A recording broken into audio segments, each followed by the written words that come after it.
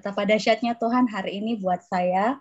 Sebenarnya 2 hari berturut-turut dari kemarin, waktu ibadah puasa Daniel, kemarin itu saya alami insiden. Pertama itu saya, terus terang telinga saya itu gatal, saya bersihkan pakai cotton bud. Puji Tuhan itu cotton budnya tertinggal di dalam telinga saudara-saudara. Haleluya. Terus saya minta, pas waktu sementara Ibu Emma berdoa, saya minta tolong sama adik. Minta tolong, kok lihat dulu di telinga saya ini, bisa nggak dikasih keluar ini kapas? Nggak ada kelihatan. Saya minta tolong sama anak saya lagi disenterkan. Puji Tuhan, tidak bilang, Ma, tidak kelihatan ini, Ma. Aduh, darah Yesus, bagaimana ini Tuhan? Paniklah saya bilang gini, saya ambil pinset biar mama yang sendiri yang ngeraba-raba di dalam. Terus saya perkatakan, Tuhan, tolong saya, Tuhan, dalam nama Yesus. Saya serap dalam nama Yesus 3 kali, puji Tuhan. Hitungan detik, saudara-saudara, langsung kapas itu keluar besar. Ma, tadi center itu, Ma, tidak kelihatan. Dahsyatnya Tuhan. Yang kemarin, saudara-saudara. Dan ini hari, tadi begitu luar biasanya lagi cinta kasih Tuhan terhadap saya. Pas lagi doa puasa selesai, mau buka puasa, adik ngomong gini, ayo yuk kita ngebakso gitu. Oh ya tunggu, saya ambil uang dulu ya, saya titip ya, kalian saya nitip. Puji Tuhan, dompet saya tidak ada, saudara-saudara. Saya kaget, dompetku mana ya? Langsung saya minta tolong sama orang rumah, tolong kok cari, nak, di mana dompetnya mama? Tidak ada, Ma, tidak ada.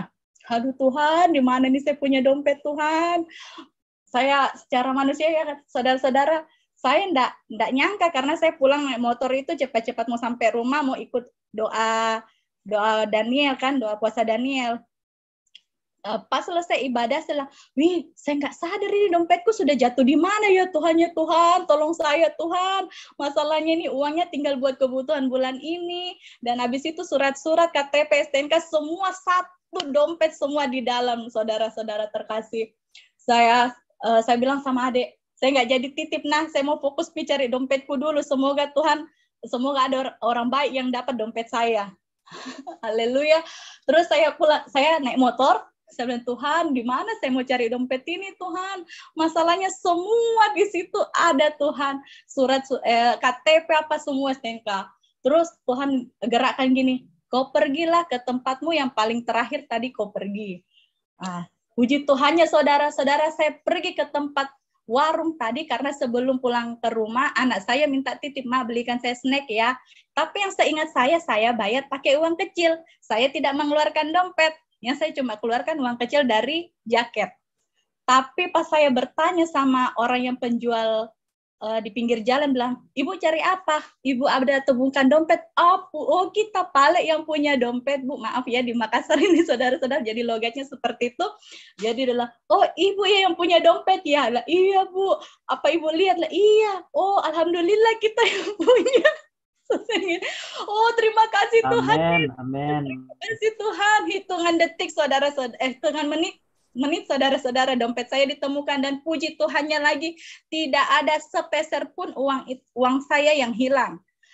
Dan terus baiknya lagi, dahsyatnya Tuhan, dia bilang, Bu, padahal dipikir itu dompetnya Ibu di pinggir jalan jatuh, sudah dianui pasir, nggak ada orang lihat itu ya Bu ya, kalau orang baik di Bu di. Begitu, haleluya. Terima kasih banyak Bu, terima kasih. Terus dompet saya di mana Bu? Suami saya mau antarkan ke rumahnya Ibu. Aduh terima kasih Bu, tidak usah Mi Bu, biar Mi saya tunggu di sini. Akhirnya puji Tuhannya, dompet saya saudara-saudara utuh, pulang kembali tanpa kehilangan apapun. Walau uangnya pun tidak ada, dan ucapan terima kasih pun saya memberikan ya imbalan sedikit, orangnya juga pun tidak mau. Dia bilang, saya ikhlas Bu menolong Ibu, saya tahu bagaimana rasanya kalau orang kehilangan apapun dan dengan kebutuhannya, keperluannya apapun. Saya ikhlas Bu, sebenarnya terima kasih Tuhan, terima kasih Bu ya, Tuhan berkati. Bilang, iya. Terima kasih Tuhan Yesus dahsyat, terima kasih saudara-saudara, Tuhan Yesus memberkati kita semua. Ya Bapa di surga, di dalam nama-Mu hamba berdoa. Tuhan, Kau baik, sungguh baik, amat baik. Engkau hadir di antara kami semua. Engkau lawat kami pribadi lepas pribadi dalam ibadah menara doa ini. Tuhan, Engkau campur tangan dan turut bekerja atas setiap kami anak-anak-Mu pada malam hari ini Tuhan. Aku mengangkat setiap kami di hadapan-Mu Tuhan. Kuasai hati kami, pikiran kami, dan perasaan kami. Sehingga hati, pikiran, dan perasaan kami hanya tertuju kepada Engkau. Terima kasih Tuhan, terima kasih. Kalau setiap anak-anak-Mu hati, pikiran, dan perasaannya, semuanya hanya tertuju kepada Engkau. Biarlah Tuhan, hanya Engkau yang tahu, hanya Engkau yang berkuasa, hanya Engkau yang menguasai hati, pikiran, dan perasaan setiap anak-anak-Mu. Tidak ada seorang pun yang tertinggal. Terima kasih Tuhan. Terima kasih kalau saat ini setiap hati sudah menjadi tanah yang subur. Sehingga saat firman-Mu ditaburkan, firman itu jatuh di dalam loh hati setiap kami. Tumbuh dengan baik, berakar dengan kuatnya, dan berbuah dengan lebatnya. Buah-buah kemenangan, damai sejahtera, dan sukacita Allah itu limpah di dalam kehidupan kami, pribadi lepas pribadi. Terima kasih Tuhan, terima kasih. Saat ini Tuhan, ampunilah dosa dan kesalahan hamba. Tutup bungkus hamba dengan kuasa darah-Mu, sehingga roh jahat tidak akan menembusnya. Jaga senantiasa hati hamba, agar hati ini benar di hadapan-Mu. Biarlah hanya kebenaran firman-Mu yang boleh ada di dalam hatiku. Jangan biarkan hatiku menyimpang, baik itu ke kiri atau ke kanan, tetapi senantiasa ada di dalam kebenaran firman Tuhan. Ketika Tuhan dapati hatiku menyimpang, baik itu ke kiri atau ke kanan, maka Tuhan yang tegur aku. Dan saat Tuhan tegur aku tidak mau dengar. Mulailah Tuhan menghajar aku. Dan saat Tuhan hajar aku masih bebal. Lemparkan aku jauh-jauh Tuhan, sehingga tidak ada seorang pun yang bisa menolong aku. Terima kasih Tuhan, terima kasih. Saat ini kuduskanlah hamba-Mu ini, sehingga aku kudus, layak untuk menjadi saksi-Mu, layak untuk memberitakan firman-Mu.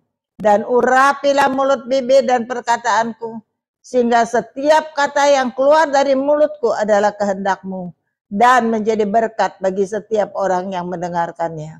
Terima kasih Tuhan, terima kasih. Setiap anak-anak Tuhan yang percaya, Tuhan sudah menguasai hatimu, pikiranmu, dan perasaanmu. Sehingga apapun yang kau dengar pada malam hari ini, tidak satu pun yang sia-sia. Semuanya menjadi berkat di dalam hidupmu. Yang percaya, bersama-sama dengan saya katakan, amin.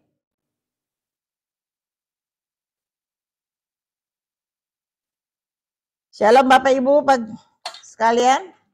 Saat ini saya mau berbicara tentang tabur tuai itu nyata.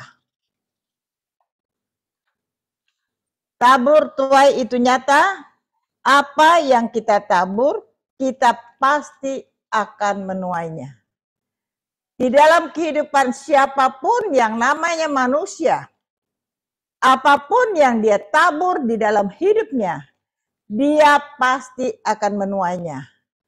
Firman Tuhan di dalam Galatia 6 ayat 7 berkata demikian. Jangan sesat. Allah tidak membiarkan dirinya dipermainkan, karena apa yang ditabur orang itu juga yang akan dituainya. Bapak, Ibu, saudara-saudara sekalian, siapapun kita, mau kita hamba Tuhan, mau pelayan Tuhan, mau jemaat biasa, bahkan orang-orang biasa pun, siapapun di dalam hidupnya. Apa yang kita tabur di dalam hidup ini, kita pasti akan menuainya. Bukan kata saya, kata firman Tuhan. Jadi, ada 4 hal yang harus kita perhatikan. Yang pertama adalah menabur yang baik akan menuai yang baik. Ketika Bapak, Ibu, Saudara-saudara di dalam hidup menabur yang baik akan menuai yang baik. Menabur yang buruk akan menuai yang buruk. Jadi camkan baik-baik. Setiap orang yang menabur yang baik, maka dia akan menuai yang baik. Setiap orang yang menabur yang buruk, dia akan menuai yang buruk pula. Lalu kita menuai setelah kita menabur. Bukan menuai dahulu. Kita menuai setelah kita menabur. Dan kita menuai apa yang kita tabur. 4 hal ini yang harus kita perhatikan di dalam hidup kita. Menabur yang baik akan menuai yang baik. Menabur yang buruk akan menuai yang buruk. Kita akan menuai setelah kita menabur. Kita menuai apa yang kita tabur. Itu sebabnya di dalam hidup ini kita harus berpikir baik-baik sebelum melakukan sesuatu. Di dalam hidup ini apapun yang kita mau tabur di dalam hidup ini kita harus pikirkan. Baik itu yang baik, baik itu yang buruk, kita pasti akan menuainya. Dan kita akan menuai setelah kita menabur. Kita akan menuai apa yang kita tabur. Di dalam Matius 13 ayat 24 sampai dengan 30 berkata demikian. Yesus membentangkan suatu perumpamaan lain lagi kepada mereka. Katanya, hal kerajaan sorga itu seumpama orang yang menabur benih yang baik di ladangnya. Tetapi pada waktu semua orang tidur, datanglah musuhnya menabur benih lalang di antara gandum itu, lalu pergi. Tuhan Yesus, kerajaan sorga kepada saudara dan saya, selalu ingin menaburkan benih yang baik di dalam hati saudara dan saya. Tetapi waktu kita tidak berjaga-jaga, waktu semua orang tidur, datanglah musuhnya menabur benih lalang di antara gandum itu. Lalu pergi. Walaupun Tuhan ingin menaburkan semua yang baik di dalam hidup kita, selalu ada si jahat, ada iblis yang datang pada kita yang akan menaburkan benih lalang di antara gandum itu, yaitu sesuatu yang tidak baik. Ketika gandum itu tumbuh dan mulai berbulir, nampak juga lalang itu. Maka datanglah hamba-hamba tuan ladang itu kepadanya dan berkata, Tuan, bukankah benih baik yang Tuan taburkan di ladang Tuan? Dari manakah datangnya lalang itu?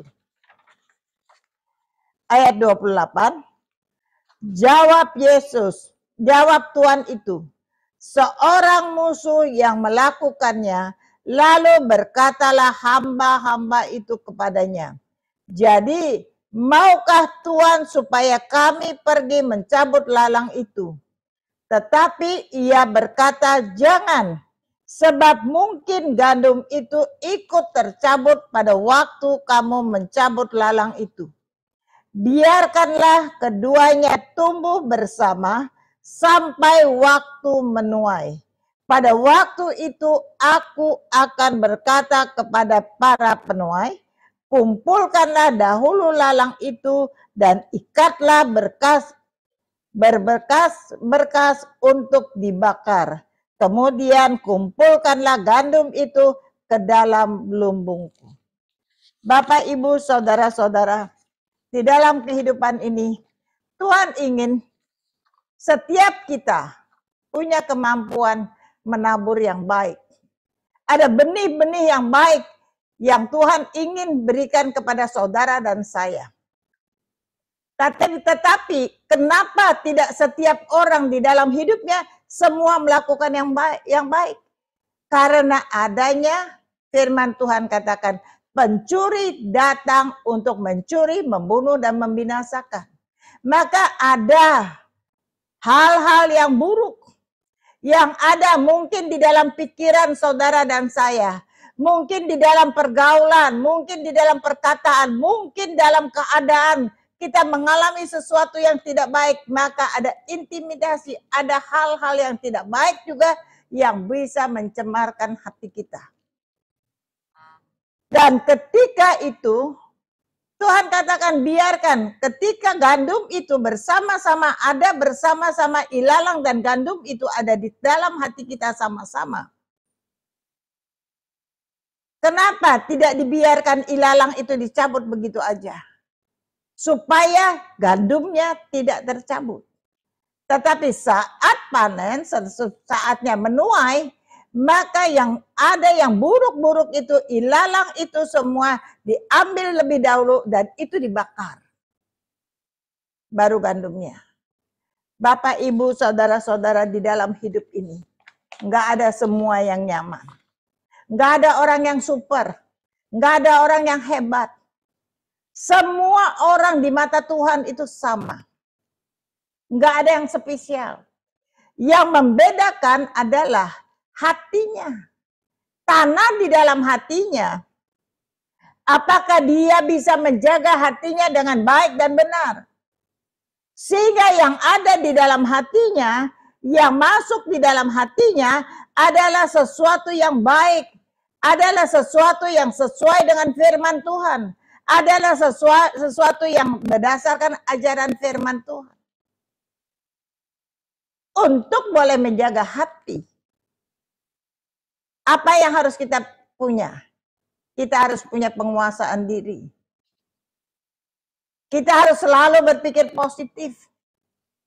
Kita harus berjalan, berpegang kepada firman Tuhan. Kita harus melekat dengan Tuhan.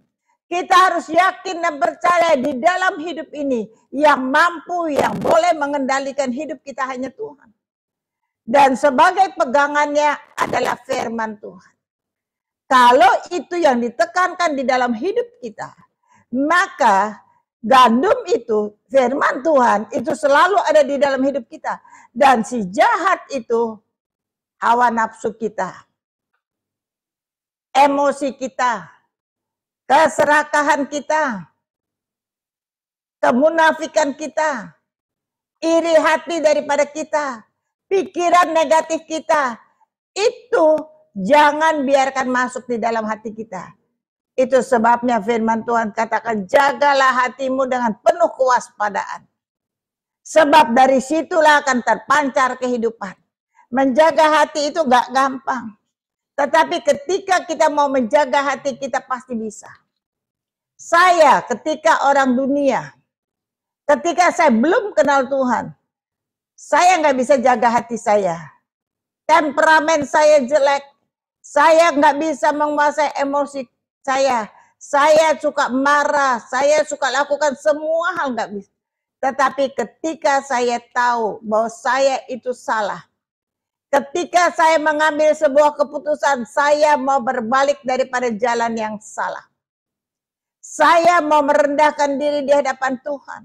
Saya mau mencari wajah Tuhan. Saya mau bertobat. Dan itu tidak akan bisa terjadi kalau saya tidak berserah total dengan Tuhan. Apa yang saya lakukan? Tuhan, tolong saya Tuhan. Pegang tangan saya, tuntun langkah saya. Kuasai hati saya, kuasai pikiran saya, kuasai perasaan saya. Semuanya di bawah kendali dan perasaan, di bawah kendali Tuhan. Kalau Tuhan lakukan itu, kalau Tuhan tolong saya, baru saya bisa. Perubahan adalah sebuah perubahan. Apabila kita sudah berjalan, sudah melakukan perubahan itu. Di dalam hidup saya yang lama, saya banyak kali menabur yang buruk, yang buruk, yang buruk, yang buruk. Lalu satu hari saya bertobat. Saya mengalami perjumpaan dengan Tuhan, saya bertobat.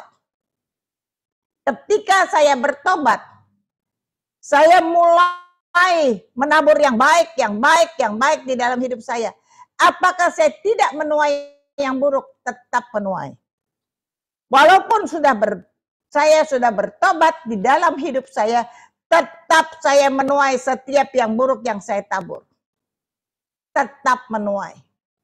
Sampai selesai saya menuai, sementara saya menuai yang buruk, saya menabur yang baik. Saya menabur yang baik, sampai selesai saya menuai yang buruk itu, saya baru menuai yang baik, yang baik, yang baik daripada apa yang saya taburkan. Itu sebabnya Bapak Ibu Saudara, tabur tuai itu pasti. Dalam segala hal. Hal yang kedua, apa saja yang bisa kita tabur?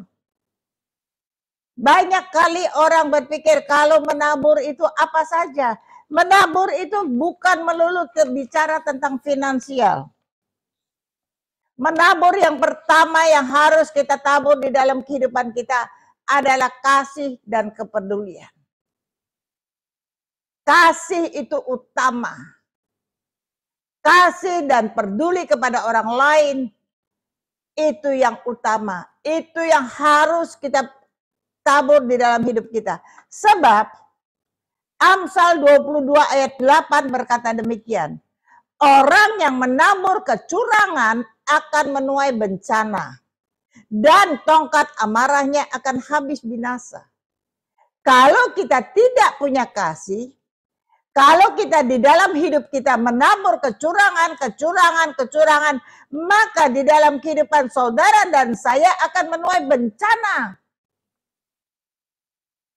Akan menuai bencana. Daripada kita menabur kecurangan, kenapa kita tidak menabur kasih? Kenapa kita tidak menabur kita peduli kepada orang lain? Bukan hanya menuai bencana, tongkat amarahnya akan habis binasa. Galatia 6 ayat 8 berkata, sebab barang siapa menabur dalam dagingnya, ia akan menuai kebinasaan dari dagingnya. Tetapi barang siapa menabur dalam roh, ia akan menuai hidup yang kekal dari roh. Firman Tuhan berkata, ketika menabur yang buruk, menabur kecurangan, menabur kedagingan, semuanya mendatangkan kebinasaan. Bukan kebaikan. Itu sebabnya di dalam hidup kita supaya tidak menuai keburukan, tidak menuai kebinasaan, maka kita menabur kasih, peduli. Yang namanya kasih itu Bapak Ibu Saudara bukan dari mulut. Banyak orang mulutnya berkata, aku mengasihimu. Banyak orang berkata, aku peduli dengan mulutnya. Tetapi belum tentu. Kayak orang yang mau menabur kasih dengan sungguh-sungguh, kasih itu keluar dari hatinya. Dia benar-benar peduli dan punya kasih. Bagaimana caranya ketika kita mau menabur dan peduli dengan kasih? Kita lakukan firman Tuhan. Kalau orangnya nggak bisa ngomongin, kalau orangnya kita nggak bisa lakukan apa-apa, kita bisa berdoa untuk dia. Kalau kita tahu orang ini butuh pertolongan, kenapa kita tidak berdoa untuk dia? Bukan untuk kita bilang, oh mau nggak saya doakan? Enggak. Antara kita dan Tuhan. Kita datang pada Tuhan, kita berdoa untuk dia dengan sungguh-sungguh. Kita minta belas kasihan Tuhan turun atas dia. Kita minta oleh anugerah Tuhan campur tangan dan bekerja di dalam hidupnya. Tuhan, agar Tuhan ubah setiap yang buruk di dalam hidupnya menjadi baik. Agar apa yang tidak ada di dalam hidupnya menjadi ada. Apa yang tidak ada, dia tidak ada kasih, tidak ada melakukan yang baik, tidak ada komunikasi, tidak ada banyak sekali yang tidak ada. Tidak ada damai sejahtera, yang tidak ada itu kita berdoa, biar Tuhan buat itu ada. Tidak perlu orang itu datang berdoa dengan kita. Tetapi kita berdoa mengangkat setiap orang yang kita rasa dia membutuhkan pertolongan, kita angkat di hadapan Tuhan. Ketika kita melakukannya dengan tulus, kita melakukannya untuk Tuhan, maka Tuhan akan campur tangan dan turut bekerja. Bapak, Ibu, Saudara-saudara, apa kita dapat terima kasih? Enggak. Dapat berkat? Enggak. upah nggak ada, berkat nggak ada, terima kasih nggak ada. Tetapi satu hal, ketika orang itu diubahkan, ketika orang itu ditolong, ketika orang itu diselamatkan, dipulihkan, karena kita melakukannya dengan tulus, karena kita ingin dia mengalami sesuatu perjumpaan dengan Tuhan. Firman Tuhan katakan, ketika engkau melakukan segala sesuatu, lakukanlah untuk Tuhan, bukan untuk manusia. Sebab daripada Tuhanlah engkau akan menerima upahnya. Bapak, Ibu, Saudara-saudara, Tuhan mendidik saya untuk menabur kasih dan kepedulian, melakukan dengan tulus itu bukan setahun, 2 tahun, 7 tahun. Saya berdoa, saya berpuasa untuk orang-orang yang gak minta tolong dengan saya, tetapi yang Tuhan taruh pada saya yang butuh pertolongan. Gak ada yang terima kasih. Nggak ada yang bilang kan semua mengalami mujizat, pemulihan ekonomi, keuangan, sakit penyakit, keluarga. Ada nggak yang bilang tuh? Enggak. Kenapa? Karena saya melakukannya untuk Tuhan, bukan untuk manusia. Upahnya didapatnya dari mana? Dari Tuhan. Kalau upah dari Tuhan, Tuhan berikan yang di luar pikiran kita. Sehingga kita punya hubungan intim dengan Tuhan. Kalau kita orang yang minta dengan kita dan ada terima kasih dari orang, ada berkat dari orang, itu sudah dibalas oleh manusia. Itu sebabnya Bapak, Ibu, Saudara, menabur kasih, menabur kepedulian. Maka ketika kita bisa melakukan ini, kita akan menuainya daripada Tuhan. Tidak terfikirkan. Saya bersyukur banyak kali Tuhan taruh pada saya. Ada orang-orang yang harus. Saya bahkan saya nggak kenal, saya nggak apa. Tetapi ketika Tuhan taruh pada saya. Bahwa dia butuh pertolongan, dia punya masalah. Engkau lakukan. Menabur engkau berbelas kasihan, engkau mengasihi dia. Campur tangan. Dan saya melihat. Ketika kita melakukan dengan tulus semuanya. Karena ketika Tuhan mau, Tuhan suruh kita campur tangan. Bagaimana Tuhan membuat orang-orang yang hancur, yang rasanya lebur, yang gak ada pengharapan, boleh bangkit kembali. Memang kita gak dapat apa-apa. Tetapi upah daripada Tuhan itu luar biasa. Menabur apa? Selain daripada kasih, peduli dengan orang. Yang kedua, menabur pengetahuan. Amsal 15 ayat 7 berkata, bibir orang bijak menaburkan pengetahuan, tetapi hati orang bebal tidak jujur. Bagaimana menabur pengetahuan? Apakah pengetahuan itu karena pintar? Tidak.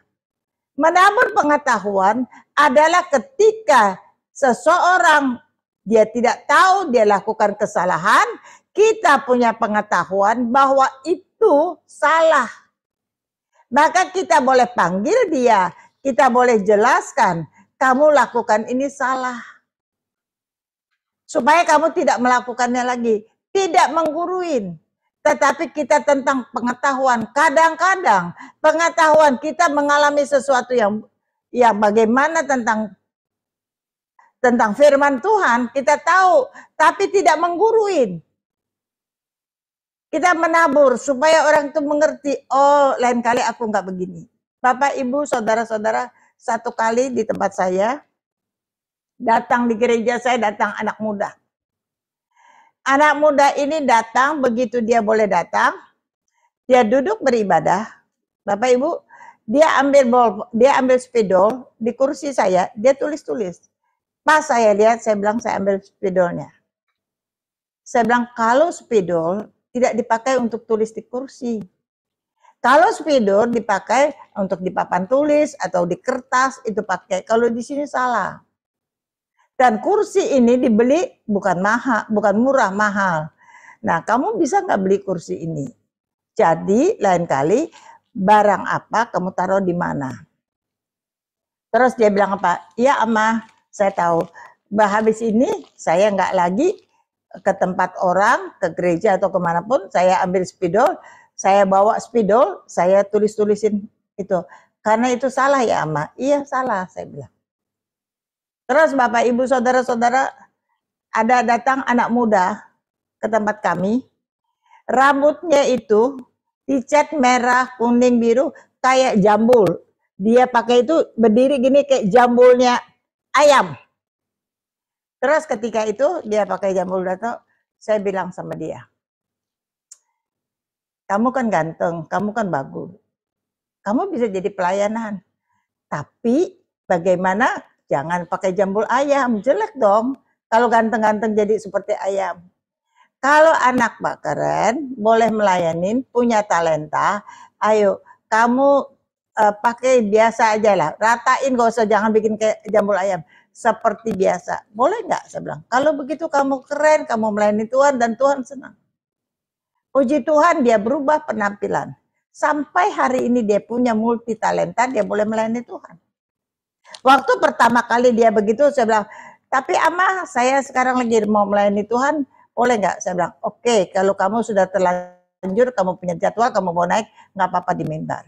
Waktu itu kebetulan orang sinode ada. Orang sinode bilang, kenapa Ibu bisa ada di atas mimbar itu pakai rambutnya macam-macam gitu. Saya bilang nggak apa-apa, udah saya kasih tahu. Minggu depan ke depannya dia nggak begitu lagi. Betul, sampai hari ini dia nggak begitu lagi. Kadang-kadang Bapak Ibu, mereka nggak tahu kalau itu salah. Kadang-kadang mereka nggak tahu itu nggak benar.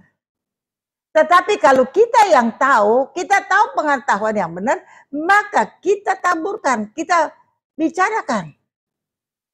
Supaya tahu apa yang tabur. Bapak, Ibu, Saudara-saudara, ada kesempatan. Dan sejak itu saya nggak pernah lihat anak-anak itu berubah. Lakukan lagi dia begitu, nggak pernah. Itu sebabnya Bapak, Ibu, Saudara-saudara, ini kita menabur pengetahuan. Di dalam hidup saya, banyak kali ketika saya orang dunia, saya seorang businesswoman. Saya punya sawmill, saya punya konveksi, saya punya pabrik karet, itu orang tua saya, bukan saya.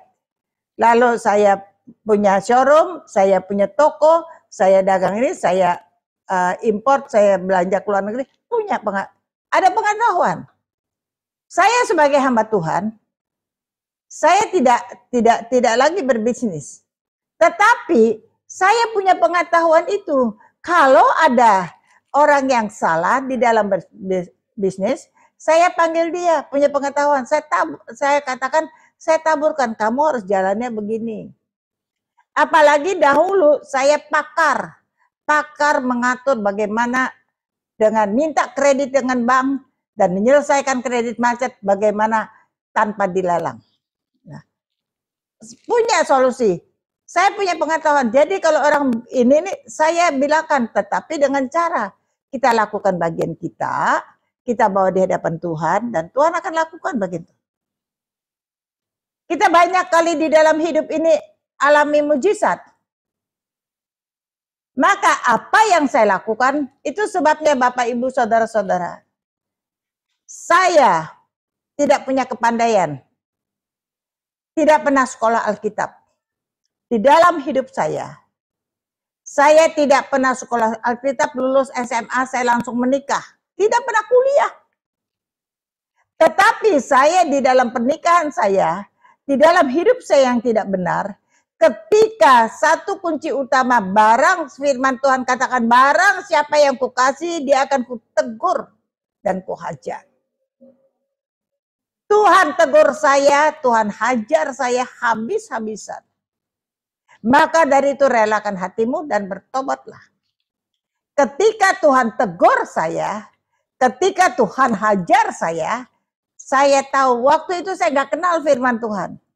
Rupanya firman Tuhan itu yang terjadi. Dan saat itu saya cuma katakan, Tuhan, aku tahu aku salah. Aku mau bertobat. Aku mau berbalik daripada jalan-jalanku yang salah. Tapi aku nggak tahu bagaimana menyelesaikan persoalannya. Tapi bagaimana aku menjalani kehidupanku? Bagaimana aku berubah? Aku nggak tahu. Cuma aku tahu aku mau. Ini sebagian pengalaman saya, pengetahuan saya, bagaimana pertobatan ini yang saya sharekan, saya taburkan. Saya cuma bilang, Tuhan tolong saya. Kuasai hati saya, kuasai pikiran saya, kuasai perasaan saya. Pegang tangan saya, tuntun langkah saya, supaya saya boleh selangkah demi selangkah bersama dengan Tuhan. Berbalik daripada setiap jalan saya yang salah. Saya cuma bisa bilang itu, bisa bilang apa? Firman Tuhan juga nggak tahu.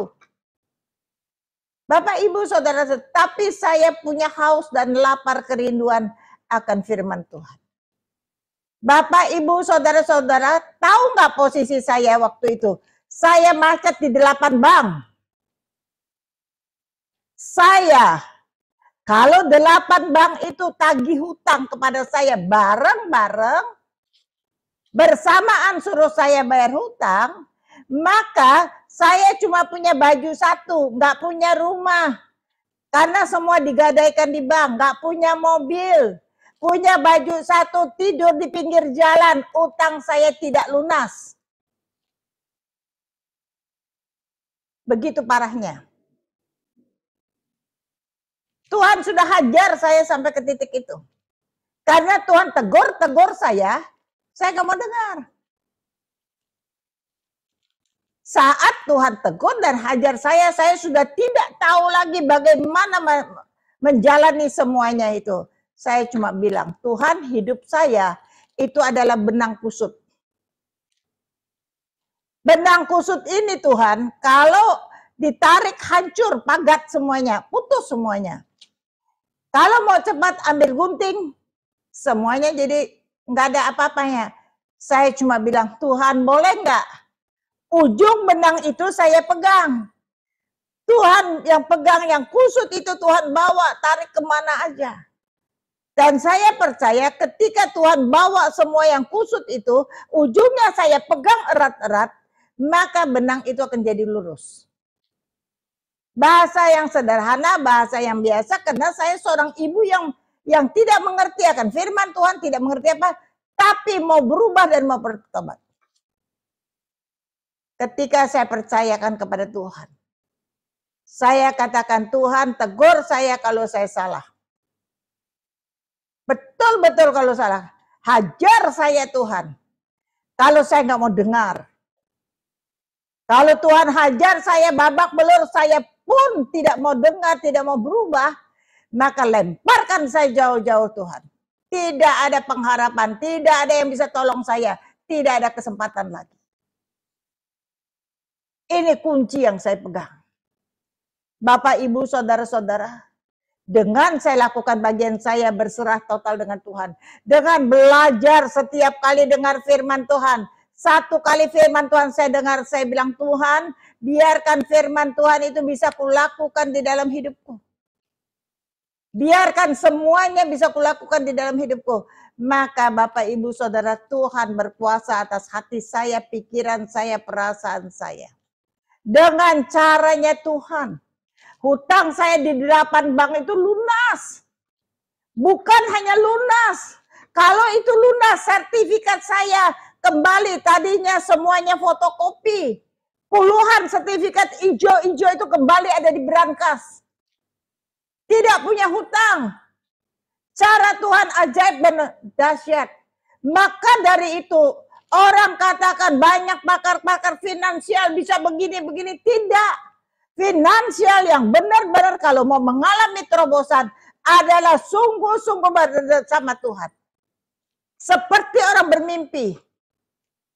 Amen. Tidak ada yang tergadai. Cara Tuhan saya juga heran dan tercengang-cengang. Semuanya Tuhan bebaskan. Karena Tuhan sanggup melakukan jauh lebih daripada apa yang kita pikirkan. Apa yang menjadi yang saya lakukan? Saya cuma bilang, Tuhan tolong saya, ampuni saya. Tolong saya, ampuni saya Tuhan. Pegang tangan saya, tuntun langkah saya. Bawa saya selangkah demi selangkah berjalan di dalam kebenaran firman Tuhan. Ternyata Wahyu 3 ayat 19 dan 20 itu berkata, barang siapa yang kukasihin, dia akan kutegur. Dan kuhajar, maka dari itu lelahkan hatimu dan bertobat. Sebab ayat 20 berkata, ketika Tuhan menegur kita, dia sedang berdiri di depan kita. Dia sedang mengetuk pintu hati kita. Apabila kita mendengarkannya, kita peka, kita buka hati kita biarkan Tuhan masuk sehidangan dengan kita. Kalau Tuhan masuk di dalam hati kita, dia ada di dalam hati kita, pikiran kita dan perasaan kita. Makan sehidangan dengan kita. Bapak, Ibu, Saudara-saudara, siapakah lawan kita? Apakah yang Tuhan tidak bisa selesaikan? Simple. Enggak ada itu. Inilah bukan hanya pengetahuan yang di sekolah punya. Pengetahuan saya tentang bagaimana keluar daripada finansial saya. Pengetahuan saya bagaimana saya keluar daripada kredit macet saya. Bagaimana saya bisa melunasin uang utang yang begitu banyak dari 8 bank. Pengetahuan saya tidak dengan neko-neko. Adalah dengan sungguh-sungguh pertobatan yang sungguh-sungguh. Minta tolong Tuhan yang kuasai hati, pikiran, dan perasaan. Bapak Ibu bukan hanya keluar dari finansial. Bukan hanya sertifikat semua yang ada di bank itu aja yang keluar. Tetapi Bapak Ibu Saudara, segala sesuatu sertifikat yang tadinya di bank kembali hijau-hijau ada kembali kepada saya. Sertifikatnya kembali, hutangnya selesai. Caranya Tuhan. Dengan cara Tuhan ajaib, gak masuk akal semuanya. Karena benang kusut itu yang satu ujungnya saya pegang. Gelondongannya Tuhan yang pegang. Tuhan yang bawa bagaimana itu jadi lurus. Bapak Ibu, saya tidak malu bilang saya bangkrut habis total kalau utang tuh. Sampai baju satu aja tidur di pinggir jalan aja nggak lunas. Sampai suami saya bilang, "Ma, kita ini nggak ada cara, mungkin suami belum hamba Tuhan, itu kami di Jakarta, suami saya bilang, bagaimana Ma kalau kita naik mobil kita ke puncak, sampai puncak kita terjunin mobil kita, mati kita, anak-anak dapat asuransi. Bapak Ibu, saya katakan jangan Ma, masuk neraka. Kalau kita bunuh diri kita masuk neraka, nggak mau. Saya bertobat, saya percaya biarkan Tuhan yang meluruskan persoalan kita. Biarkan Tuhan yang campur tangan dan turut bekerja. Bapak, Ibu, Saudara-saudara, itu sebabnya saya punya pengetahuan ini bagaimana Tuhan bisa selesaikan semuanya dengan ajaib dan luar biasa. Bukan hanya Tuhan pulihkan di dalam keuangan, bukan hanya selesai hutang, tetapi yang luar biasa, keluarga saya pun Tuhan pulihkan. Saya tidak tahu yang pintar-pintar. Bapak Ibu kalau tanya saya firman Tuhan ini apa gimana saya nggak tahu. Tapi yang saya tahu bagaimana kita melekat dengan Tuhan. Bagaimana kita lakukan apa yang Tuhan mau, yang Tuhan suruh. Apalagi yang ditabur finansial. Kalau finansial itu mengenai keuangan, 2 Korintus 9 ayat 6 berkata demikian. Camkanlah, orang yang menabur sedikit akan menuai sedikit juga. Dan orang yang menabur banyak akan menuai banyak juga. Memang firman Tuhan katakan, orang yang menabur sedikit akan menuai sedikit juga. Tetapi orang yang menabur banyak akan menuai banyak juga. Itu berlaku untuk orang yang punya. Orang yang ada uangnya. Orang yang punya finansialnya. Karena dia punya uang dan dia pelit-pelit, dia menabur sedikit. Maka dia akan menuai sedikit. Dia menabur banyak, baru menuai banyak. Karena dia punya uang, dia banyak uang. Jadi apabila orang berpikir begitu, kalau saya nggak punya uang, bagaimana saya bisa diberkati? Bagaimana saya bisa menabur? Karena kalaupun saya menabur, pasti sedikit. Karena uang saya cuma sedikit. Saya nggak punya uang yang banyak-banyak, nggak bisa. Orang bisa kasih 100 miliar, 100 juta, 10 juta. Kalau saya punya uang cuma 1 juta, saya paling bisa kasihnya berapa? Apalagi kalau saya cuma punya 100 ribu. Kalau orang punya banyak, dia harus menabur banyak. Tetapi orang sedikit. Firman Tuhan itu nggak pernah salah. Firman Tuhan juga berkata, di dalam Mazmur 126, ayat 5 dan 6 berkata demikian. Orang-orang yang menabur dengan mencucurkan air mata akan menuai dengan bersorak-sorai. Orang yang berjalan maju dengan menangis sambil menabur benih, pasti pulang dengan sorak-sorai sambil membawa berkas-berkasnya. Jadi, kalau orang yang menabur dengan mencucurkan air mata, akan menuai dengan bersorak-sorai. Berarti kalau orang nggak ada, firman Tuhan ingatkan tentang janda, dia cuma punya 2 keping. Tetapi ketika dia memberikan persembahan, Tuhan Yesus bilang itu persembahan yang paling banyak. Sebab dia memberi daripada kekurangannya. Kalau orang itu nggak punya, dia kurang, dia menabur dengan bercucuran air mata, dia menabur sendiri, dia akan menuai dengan bersorak-sorai. Dia akan menuai apa? Dengan membawa berkas-berkasnya. Karena dia memberi daripada kekurangannya.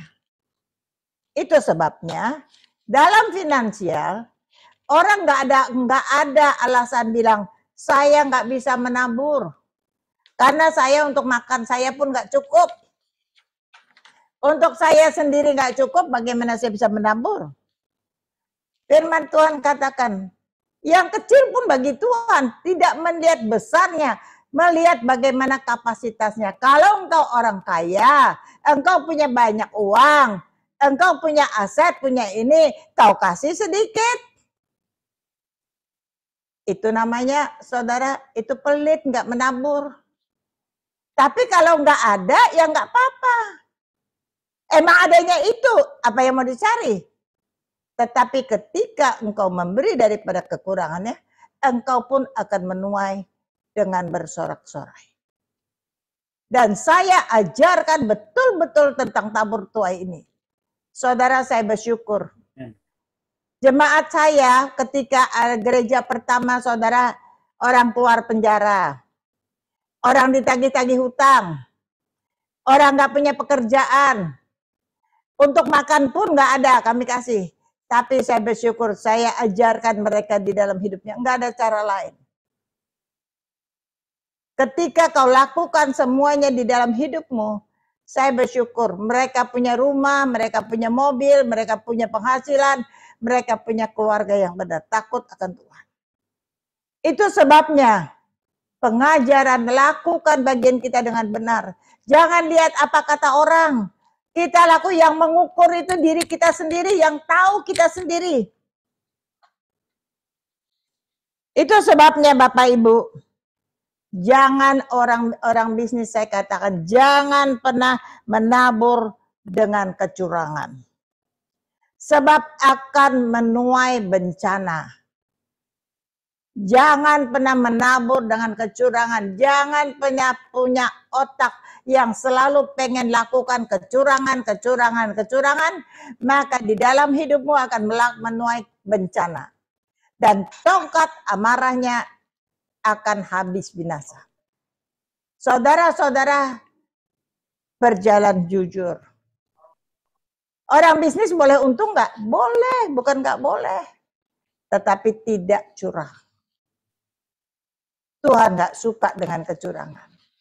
Itu sebabnya Bapak, Ibu, Saudara-saudara, Tuhan itu ajaib, Tuhan itu dahsyat, Tuhan itu luar biasa. Itu sebabnya kita belajar. Menabur yang pertama adalah menabur kasih. Menabur peduli. Itu kita akan menuai luar biasa. Yang kedua, kita menabur apa? Pengetahuan, pengalaman kita. Ketika kita mengalami bagaimana caranya orang jalan itu ada pengetahuan, itu yang kita taburkan. Bagaimana orang keluar daripada masalah. Yang ketiga, kita menabur finansial. Dan yang paling penting adalah yang keempat, menabur seluruh hidup kita dengan cara mengasihi Tuhan. Kalau Bapak, Ibu, saudara-saudara dan saya bisa menabur seluruh hidup kita dengan mengasihi Tuhan. Dengan segenap hati kita, segenap pikiran kita, segenap perasaan kita. Bagaimana caranya? Kalau kita menabur seluruh hidup kita dengan mengasihi Tuhan, yaitu dengan cara senantiasa melakukan firman Tuhan. Tanpa menyimpang ke kiri, tanpa menyimpang ke kanan. Sehingga perkenanan Tuhan ada di dalam hidup kita, lalu di dalam hidup kita, saya plus Tuhan itu tidak terbatas. Kenapa tidak terbatas? Sebab Tuhan yang tidak terbatas. Lalu di dalam hidup kita, setiap hari mengalami mujizat demi mujizat. Kalau Bapak, Ibu, saudara-saudara, pengen finansialnya sukses, pengen keluarganya bahagia, pengen di hidupnya mengalami damai sejahtera, sukacita, pengen punya komunikasi yang baik antara suami dan istri, pengen punya hubungan yang baik antara orang tua dan anak, pengen punya hubungan yang baik antara oma dan cucu dengan buyut, pengen kalau apapun yang kita butuhkan selalu ada, nggak pernah ada pas butuh pas ada. Sebab firman Tuhan katakan, Allahku akan memenuhi setiap kebutuhanku menurut kemuliaan dan kekayaannya di dalam Yesus Kristus Tuhan. Apa yang kita butuhkan? Damai sejahtera. Tuhan akan berikan damai sejahtera itu ada di dalam hidup kita. Kita butuhkan apa? Sukacita. Maka di dalam hidup kita hari lepas hari kita punya sukacita. Kita butuhkan apa? Kesehatan. Maka Tuhan berikan kita kesehatan yang sempurna. Kita butuh apa? Kekuatan. Maka Tuhan berikan kita kekuatan. Kita butuh apa? Finansial. Maka Tuhan berikan di dalam hidup kita finansial. Apapun yang kita butuhkan. Tuhan pasti campur tangan dan turut bekerja. Dan semuanya pasti mendatangkan kebaikan dan keberhasilan. Apapun yang kita butuhkan, Tuhan akan campur tangan dan turut bekerja. Dan itu Bapak Ibu saudara-saudara, enggak aneh, enggak neko-neko, enggak pakai macam-macam, enggak pakai apa-apa. Yang penting lakukan firman Tuhan, lakukan apa yang Tuhan mau, bahwa saudara dan Tuhan, kita dengan Tuhan menyatu. Karena kita mengasihi Tuhan. Tidak ada yang lebih penting daripada Tuhan di dalam hidup ini. Tidak ada, Tuhan nomor satu, dalam hal apapun Tuhan nomor satu. Tidak ada yang lebih penting daripada Tuhan. Kalau kita lakukan itu, Bapak, Ibu sekalian akan lihat bagaimana Tuhan campur tangan dan turut bekerja. Saya mau cerita. Saya adalah orang biasa. Tidak punya kehebatan, tidak punya gelar-gelar apa, sekolah gimana, seminar, Alkitab, semua enggak ada. Saya cuma punya di dalam hidup saya. Setiap kata firman Tuhan yang saya tahu, saya lakukan di dalam hidup saya tanpa menyimpang ke kiri atau ke kanan. Ya di atas ya dan tidak di atas tidak. Satu kali Bapak Ibu saudara-saudara, orang dari Spanyol undang saya. Dia kirim, dia urus visa, dia kirim tiket, dia kirim apa, dia undang saya. Dia bilang apa? Berdoa untuk mamanya yang sakit. Saya cuma bilang sama dia, kita berdoa via HP aja. Saya kalau ke Eropa nanti kelamaan, saya bilang gitu. Dia bilang, Ibu pergi dengan Bapak. Kami udah siapkan semua, tinggal terbang. Saya pikir sampai ke Spanyol, saya pikir sampai ke sana, oh cuma doain orang sakit, dah. Begitu saya diajak, dijemput, saya pergi ke rumah sakit, Ternyata mamanya umur 90 tahun. Koma. Sudah 3 bulan koma di rumah sakit, umur 90 tahun. Dan dokter bilang, kalau dicabut alat-alat infusnya tuh, maka dia akan mati. Dokter sarankan dicabut. Sekarang anak-anaknya kumpul di Spanyol.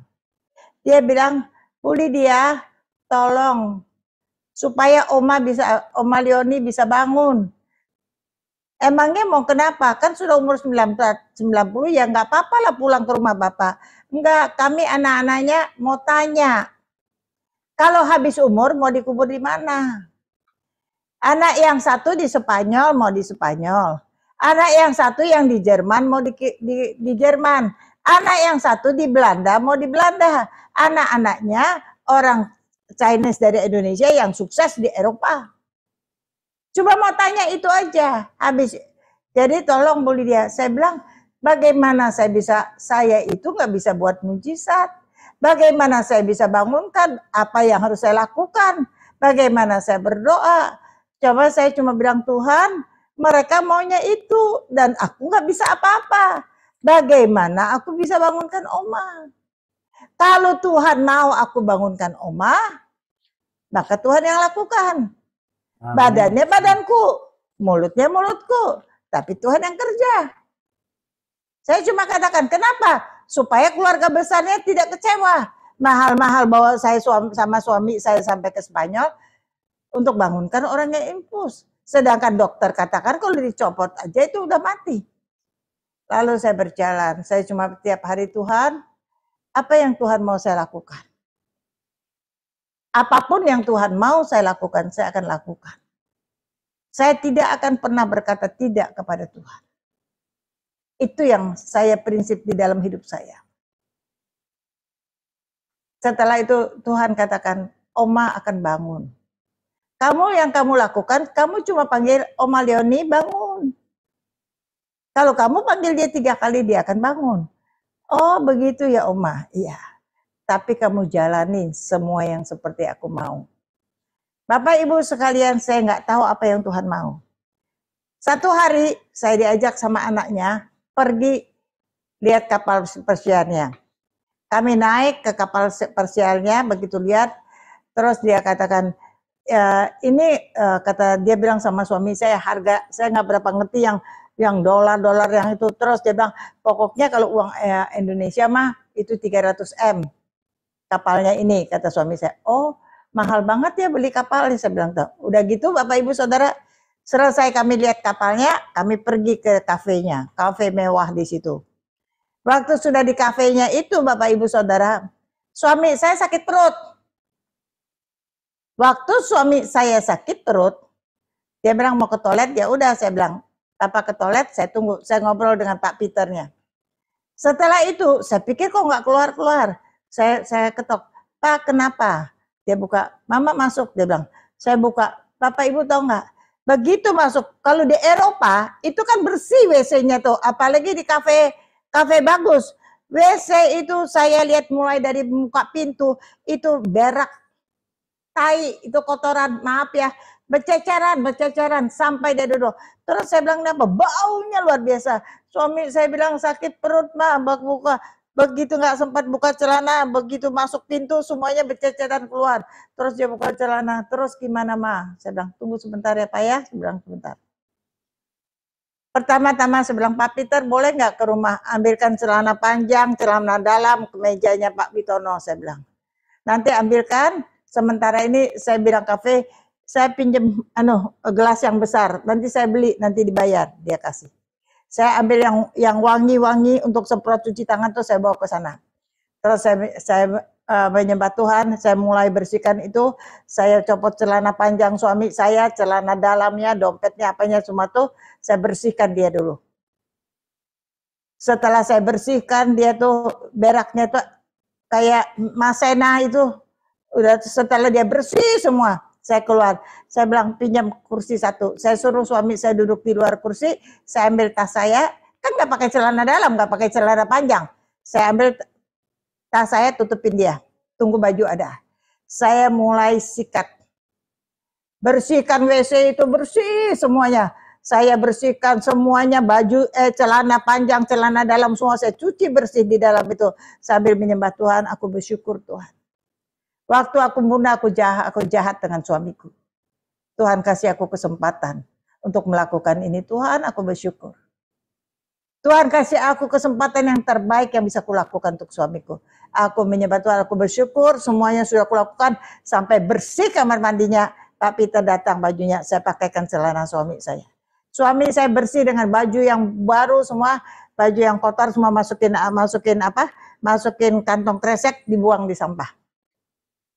Saya, jas saya semuanya kena berak. Bekas saya nyuci kan, kami jalan. Waktu itu Tuhan suruh, kita kamu pergi ke rumah sakit. Saya bilang, Pak Peter, kita ke rumah sakit yuk. Saya bilang, Ibu ganti baju? Enggak, sekarang dari sini ke rumah sakit. Sampai di rumah sakit, Tuhan, apa yang harus kulakukan? Tuhan katakan, kamu cuma panggil Oma Leoni bangun. Nggak usah lakukan apa-apa. Aku yang akan lakukan. Sampai di rumah sakit kumpul anaknya semua. Saya bilang, Oma Leoni bangun dong. Saya bilang, Oma Leoni bangun dong. Ini anak-anak kumpul loh katanya. Anak-anak mau ngobrol dengan Oma Leoni. 3 kali. Oma Leoni bangun ya. Saya bilang, anak-anak nih semua ada di depan. Buka mata dia. Dia bangun, aku di mana? Dia bilang gitu. Di rumah sakit, aku mau pulang. Dia bilang. Lalu anak-anaknya panggil. Saya tidak ada berdoa. Tidak ada. Saya cuma bilang. Saya lakukan apa? Enggak lakukan apa-apa.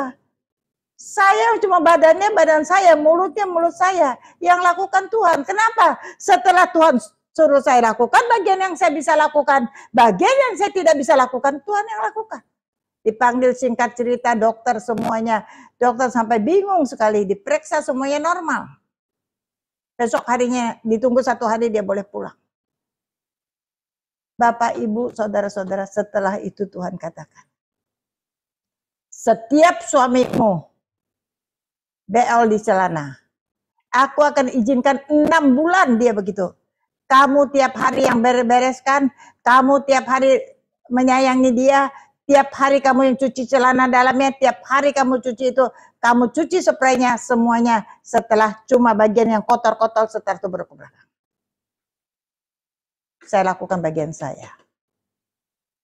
Ketika kita mengasihi Tuhan, ketika kita melekat dengan Tuhan, apapun yang Tuhan mau kita lakukan dengan tulus. Orang-orang heboh, saya bangunkan Oma Leoni masih hidup setahun, umur 19 tahun.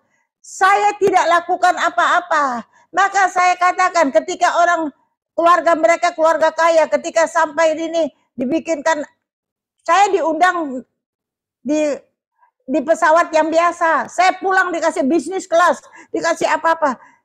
Saya bilang saya tidak lakukan apa-apa. Saya tidak lakukan mujizat. Saya cuma Tuhan bilang panggil dia bangun. 3 kali saya panggil dia bangun. Yang lakukan itu adalah Tuhan. Yang saya lakukan, saya mengasihi Tuhan. Saya hidup seperti yang Tuhan mau. Sesuai dengan firman Tuhan. Tanpa menyimpang ke kiri dan ke kanan. Saya belajar melalui perkataan saya. Melalui apapun yang keluar dari saya, kehidupan saya, semuanya tidak menyakitin Tuhan, tetapi ada perkenanan daripada Tuhan. Lakukan apa saya? Enggak ada. Ketika saya minta diwawancara, wawancara apa? Bapak, Ibu, saudara-saudara, saya tidak lakukan apa-apa. Tuhan yang lakukan, tapi saya lakukan apa yang Tuhan mau. Kenapa? Karena di dalam hidup saya yang lama, ketika saya muda, saya banyak menabur yang buruk kepada suami saya. Saya adalah arogan, saya merasa saya orang yang pintar cari duit, anak orang kaya, semuanya hebat, urusan apapun bisa. Maka saya menomor 2-kan suami saya. Saya merasa lebih pintar dari suami saya merasa hebat. Makanya Tuhan mengubah saya. Saya bersyukur supaya saya tahu bahwa saya seorang istri yang harus tunduk kepada suami. Yang boleh melayani suami, mengasihi suami. Itu sebabnya lakukan firman Tuhan. Yang Tuhan ajarkan dan didik saya adalah suruh saya melakukan firman Tuhan yang mana tadinya saya menyimpang daripada firman Tuhan. Itu yang saya lakukan. Kalau untuk bangunkan Om Malioni itu bukan saya yang lakukan. Tuhan yang melakukan bagian yang saya tidak bisa lakukan. Demikian pula Bapak, Ibu, Saudara-saudara untuk finansial. Finansial saya yang hancur, bangkrut, yang nggak punya apa-apa. Sampai diberkati luar biasa. Sampai semuanya ada. Itu saya tahu. Saya panggil anak-anak saya panggil cucu saya, semuanya. Semua yang ada pada kita itu bukan milik kita. Semuanya milik Tuhan. Jadi jangan pernah merasa apapun milik kita, milik Tuhan. Jadi kapanpun Tuhan mau kita lakukan apapun tanpa perkataan, tanpa membantah, lakukan. Saya ajarkan, saya panggil anak-anak saya. Hidup itu kalau mengasihi Tuhan, jangan mulut. Apalagi melayani Tuhan. Bukan berpikir apa yang kita dapat. Tetapi apa yang bisa kita berikan. Kita punya pengetahuan. Pengetahuan bagi saya adalah pengalaman saya bersama Tuhan. Itu yang saya taburkan. Supaya setiap orang belajar bahwa mujizat itu pasti terjadi ketika di dalam hidup kita. Saya plus Tuhan. Kalau di dalam hidup kita mengasihi Tuhan, saya plus Tuhan, maka setiap yang buruk di dalam hidup kita akan menjadi baik. Finansial yang buruk, keuangan yang buruk, ekonomi yang buruk, semua apapun yang buruk di dalam hidup kita, itu jadi baik. Apa yang tidak ada di dalam hidup kita menjadi ada. Kalau dahulu nggak ada kasih sayang, nggak ada peduli, nggak ada damai sejahtera, nggak ada sukacita, nggak ada kesehatan yang baik, semuanya Tuhan buat jadi ada. Saya waktu muda, setahun itu 4 kali paling sedikit masuk rumah sakit. Dari Banjarmasin beberapa kali digotong sampai ke Jakarta masuk rumah sakit. Sampai rumah sakit kata dokter apa? Penyakit saya selalu kurang gizi. Tetapi saya bisa tinggal di kamar VVIP. Sampai dokter bilang, kalau ibu bisa tinggal di sini kok penyakitnya kurang gizi. Saya itu waktu muda, kalau senang, pingsan. Kalau sedih, pingsan. Kalau marah-marah, pingsan. Kalau lagi senang, dapat proyek besar, tanda tangan dengan wali kota, di depan wali kota, pingsan.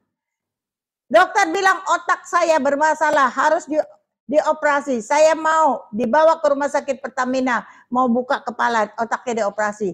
Begitu saya lihat orang-orang semua digundul. Saya bilang, dok nanti saya digundul ya? Iya, saya keluar lari saya, nggak mau. Saya dulu modis, mana mau kepala saya digundul. Mendingan aku mati, dulu pikiran saya begitu. Nggak apa-apa dah otak saya rusak, otak saya gimana. Ya mau mati ya mati, tapi untuk digundul aku nggak mau, nggak pede. Karena saya dulu orangnya modis sekali. Itu sebabnya Bapak, Ibu, Saudara-saudara, Tuhan mengubah kita. Semuanya Tuhan yang melakukan. Kita tidak lakukan apa-apa. Cukup kita lakukan firman Tuhan. Cukup bergantung kepada Tuhan. Mungkin apa yang saya sampaikan ini beda dengan, karena saya bukan hamba Tuhan yang pintar. Tetapi saya hanya seorang hamba Tuhan yang mengasihi Tuhan dengan segenap hati saya, dengan segenap pikiran saya, dengan segenap akal budi saya. Itu yang saya ajarkan berulang-ulang dengan anak-anak saya, dengan menantu saya, dengan cucu saya. Bukan hanya mulut yang mengajarkan, tetapi teladan daripada hidup saya. Teladan. Itu sebab saya hidup bukan hanya mengajarkan firman Tuhan, tetapi menghidupi firman Tuhan itu. Bapak, Ibu, Saudara-saudara. Orang yang kredit macet sampai banyak sekali. Kalau uang sekarang ini ratusan M. Yang Tuhan buat, kalau zaman itu kalau dikali di zaman ini, saudara, saya nggak bayar bunga bukan hanya bulanan, tahunan. Kalau hitung-hitung secara logika, secara bisnis, itu pasti blacklist. Nggak bisa lagi. Saya kartu kredit semuanya blong. Debt collector datang pada saya. Tapi kalau itu tuh nggak bisa. Sekarang Bapak Ibu, bank itu rebutan kasih kredit. Begitu itu semua tawarkan semua. Semua kartu kredit itu dapat. Semua yang terbaik. Kenapa? Karena Tuhan lihat, karena Tuhan mengubah saya. Setiap orang, setiap penjabat itu dia tahu. Dia lihat perubahan. Perubahan adalah perubahan apabila setiap orang bukan hanya melihat perubahan itu, tapi menikmati perubahan itu. Itu sebabnya Bapak Ibu Saudara-saudara. Bukan saya nggak butuh uang di dalam hidup. Saya butuh uang, orang hidup butuh finansial. Tetapi finansial saya, aku percaya semua datangnya daripada Tuhan. Tuhan punya cara yang kita nggak pernah pikirkan. Orang katakan, kenapa ya dikatakan? Orang yang menabur sedikit akan menuai sedikit. Orang yang menabur banyak akan menuai banyak. Itu untuk orang yang ada, bukan orang yang sama sekali nggak ada. Satu kali Bapak Ibu Saudara-saudara, saya ini baru jual tanah. Jual tanah, dapat saat itu saya jual tanahnya itu 220 juta. Saya bayar perpuluhan 22 juta. Berarti ada 180 juta. Bapak Ibu Saudara 180 juta lebih, habis itu tenang, saya mau keluar negeri. Saya mau ke China, saya mau ke Hong Kong, ke Jakarta dulu, sama seluruh keluarga. Saya tahu kalau sampai di China saya dapat uang, karena kami punya toko di sana. Sewakan toko, ada uang sewa, ada uang yang dikelola di sana. Tapi sampai ke Jakarta kan butuh duit. Sampai ke Hong Kong butuh duit. Yang Tuhan suruh saya, uang kamu, uang yang jual tanah itu, kamu persembahkan ke gereja. Saya bilang, Tuhan aku sudah bayar persepuluhannya. Bukan persepuluhan, semuanya. Bapak Ibu Saudara, itu H-1 mau berangkat. Saya nggak berani apa-apa, langsung saya antar ke bendahara uangnya semua. Saya punya uang cuma 1 juta lebih. Kami berangkat seluruhnya. Sampai ke Jakarta, saya bilang, Tuhan kita sudah naik pesawat, sudah ini, suamiku nggak tahu loh Tuhan, bahwa uangnya nggak ada. Karena Tuhan suruh aku taat. Tapi aku percaya sampai Jakarta, aku pasti punya uang. Berapa uangnya, dari mana uangnya, itu urusan Tuhan. Sampailah Jakarta. Sampai Jakarta, pertama-tama ke rumah sakit. Karena ipar saya sakit, kami doakan dia. Setelah keluar rumah sakit, saudara cucu saya Michelle bilang, Ama lapar, Akong lapar, kita makan yuk. Kata suami saya apa? Ama punya uang banyak, Shell, kita mau makan apa? Makan yang enak aja katanya, mumpung di Jakarta. Iya, makan yang enak. Saya bilang, Tuhan, cucuku mau makan. Kata suamiku, Ama punya uang banyak, mau makan apa? Terus ya Tuhan bilang makan yang enak. Habis itu uangnya Tuhan, itu ada ATM. Ambil aja di ATM. Saya pagi-pagi, saudara, bukan pagi, malamnya itu saya ngecek ATM saya cuma ada 1 juta. Saya bilang Wir, ini kartu ATM Mami, ambil 5 juta buat makan nanti. Wira jalan ambil. Setelah diambil, Mami ini nggak bilang-bilang, kok punya uang banyak sekali. Terus saya bilang, emangnya berapa duit Mami? Berapa ya Mia ini? 500 juta lebih, dia bilang. Terus saya katakan, Tuhan, thank you ya. Saya percaya sampai Jakarta ada duitnya dari mana. Saya juga nggak tahu ATM itu duitnya bisa jadi 500 juta. Kami singkat cerita pergi makan. Waktu makan, cucu saya bilang, oh pasti dikirim Pak ini katanya. Tapi saya bilang, bukan Faye, bukan Pak itu yang kasih. Tuhan bilang bukan. Sekarang gitu, Tuhan boleh tahu nggak Tuhan? uang ini betul uang saya atau bukan. Kalau itu uang saya, ya nggak apa-apa dipakai habis. Tapi kalau itu bukan uang saya, uang orang salah transfer, nanti saya nggak bisa kembaliin. Lalu Tuhan suruh saya ambil, saya cuma ketik. Apakah Anda ada transfer ke saya uang 500 juta? Terus habis itu saya cuma gitu, apakah Anda ada hari ini, apakah Anda ada transfer uang ke saya?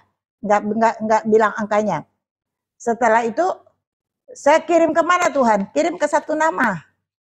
Kirim ke nama itu. Kata cucu saya, jangan kirim kayak itu, kecewa sih, karena nggak mungkin lah Cece itu kasih ama uang begitu banyak. Lah salah mah, tapi Tuhan cuma suruh kirim ke Cewasi aja. Saya kirim. Nggak lama kemudian dia telepon saya, Tante kok tahu saya kirim duit? Emangnya kenapa? Jam 3 subuh saya dibangunkan Tuhan. Besok kirim ke tempat ibu, nggak boleh bilang. Kamu ambil ya, bawa uang tunai, pergi ke bank, kamu kirim tanpa nama dan tidak boleh bilang. Dari kamu. Terus ketika dia bilang tuh, jadi dia pikir kan nggak ada yang tahu karena nggak bilang. Dia sampai bawa uang tunai pergi ke bank lain untuk boleh kirim. Saya belajar satu hal. Apa yang kita sembunyikan? Apa yang menurut logika kita manusia nggak tahu? Kalau Tuhan mau telanjangi kita, Tuhan punya cara tahu. Untung Wasi ini hal yang baik. Kalau hal yang buruk, untuk hal baik. Kamu sudah bikin kata Tuhan nggak boleh. Tapi Tuhan cuma mau mengajarkan kepada kamu dan saya. Apapun yang buruk, yang baik. Kalau Tuhan mau buka, mau telanjangin, Tuhan punya cara. Yang kita nggak boleh pikir. Itu sebabnya finansial. Orang yang menabur sedikit, menuai sedikit. Orang yang di dalam hidupnya menabur banyak, dia akan menuai banyak. Tergantung. Kalau orang nggak ada, nggak jadi masalah. Orang yang menabur dengan bercucuran air mata, yang berjalan sambil menangis, dia akan menuai dengan bersorak-sorai dan dengan berkas-berkasnya. Tuhan itu nggak pernah salah. Finansial Tuhan bisa dengan caranya Tuhan yang kita nggak pernah pikirkan. Itu sebabnya Bapak Ibu Saudara, saya kalau Tuhan suruh saya kosongkan uangmu, kasihkan ke A, kasihkan ke B, saya pasti kirim. Karena saya tahu Tuhan gak pernah hutang, tetapi bukan matematika. Kalau saya kasih 10, nanti kembali 50. Enggak kembali juga gak apa-apa. Lakukan. Ini adalah menabur yang terbaik ada di dalam hidup kita. Kita menabur mengasihi Tuhan. Kita menabur mengasihi Tuhan sehingga di dalam hidup kita ada perkenanan Tuhan. Hanya caranya bagaimana kita mengasihi Tuhan adalah kita melakukan firman Tuhan. Kalau kita ditegur Tuhan, kita terima kasih. Bapak Ibu Saudara, sebab hanya orang yang dikasihi Tuhan, dia ditegur Tuhan. Barang siapa kukasihi, dia akan kutegur. Kalau nggak dengar ditegur, maka dia akan kuhajar. Maka dari itu bertobatlah. Sebab saat Tuhan tegur kita, Tuhan berdiri di depan kita. Dia ketuk hati kita. Kalau kita buka hati kita biarkan Tuhan masuk. Kalau Tuhan masuk, maka sehidangan kita ada di dalam hati kita, pikiran kita, perasaan kita. Apa sih yang Tuhan gak bisa lakukan? Semuanya bisa. Jadi Bapak Ibu, jangan cuma tahu teori di dalam hidup ini. Lakukan. Seberapa kita tahu, kita lakukan. Firman Tuhan lakukan dan saya bersyukur. Saya punya anak yang mengasihi saya. Anak-anak mengasihi saya, menantu mengasihi saya, cucu mengasihi saya, dan buyut yang mengasihi saya. Usia saya 74 tahun. Saya dari rumah Bira, gereja, atau KLB, semuanya itu dekat. Tapi kalau saya jalan sendiri, anak-anak saya bilang, temani mami. Kalau nggak disuruh anak, temani. Padahal cuma turun ke bawah. Kalau dari rumah saya ke gereja ini cuma 150 meter. Saya kalau jalan kaki, nggak usah tunggu mobil diantar. Saya cuma bersyukur. Saya bukan nggak kuat, bukan itu. Tapi saya bilang, Tuhan thank you. Saya punya anak menantu cucu yang sayang dengan saya. itu lebih daripada harta apapun yang sangat menghormati saya. Saya kuat. Saya umur 74 tahun, satu hari naik 3 lantai bangunan saya. Jaga tukang, Bapak Ibu Saudara, 5 kali, 4 kali, 3 kali naik saya. Saya panas-panas bawa payung kemana-mana, jalan sendiri. Pagi-pagi sampai tukang, dari tukang mulai kerja sampai tukang pulang, saya mengatur. Dan tukang itu bilang, insinyur, bukan. Apa bukan? Mereka bilang apa? Gambar bangunan, gambar apa? Ada Wira, itu di otak mami kamu, di kepala mami. Jadi mami ke sini bilang begini. Bapak Ibu Saudara, ada. Umur saya 74, saya sehat, saya kuat. Dan kesehatan, kekuatan itu, kenapa? Ketika kita menabur untuk orang lain. Berdoa untuk orang lain dengan sungguh-sungguh. Tanpa orang minta. Kalau Tuhan taruh, saya akan berdoa. Sampai Tuhan bilang, Tuhan orang masih berdoa enggak? Kalau Tuhan bilang berdoa, aku berdoa. Kalau Tuhan bilang gak usah berdoa, aku gak usah berdoa lagi. Bapak, Ibu, Saudara-saudara, itu bukan untuk pamer. Lakukan dengan sungguh-sungguh. Enggak ada upah.